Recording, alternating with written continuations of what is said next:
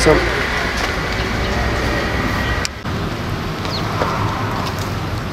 Ya, git bizim dükkanda.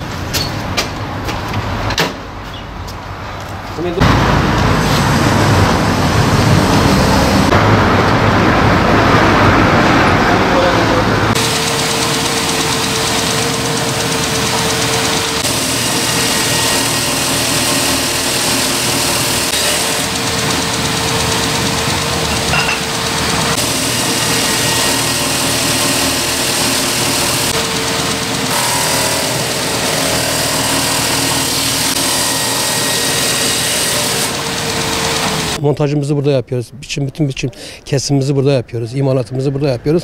Ondan sonra gidip mezarlıkta montajını yapıyoruz. Genellikle internet üzerinden, ondan sonra telefon üzerinden. Mezarlıkta işte gelip kesiyoruz burada ölçüye göre. Mesela müşterinin memnuniyetine göre, mesela müşteri nasıl şey isterse biz o şeyden kesiyoruz. Mesela bir kat isteyen var, 2 kat isteyen var, 3 kat isteyen var. Kimi bize resim getiriyor, o resme göre yapıyoruz. Ona göre de fiyat şey yapıyoruz yani. Genellikle mesela tek kat oldu mu 180'e 80 yapıyoruz. 2 kat oldu mu 90'a 190, 3 kat oldu mu 2 metre 1 metre yapıyoruz. Pandemi döneminde çok iyi mezarımız gidiyordu. Ama şu anda işlerimiz biraz kesilmiş. Ben pandemi döneminde diyebilirim yani bir ay boyunca oruçta 40-45 tane mezar takıyordum.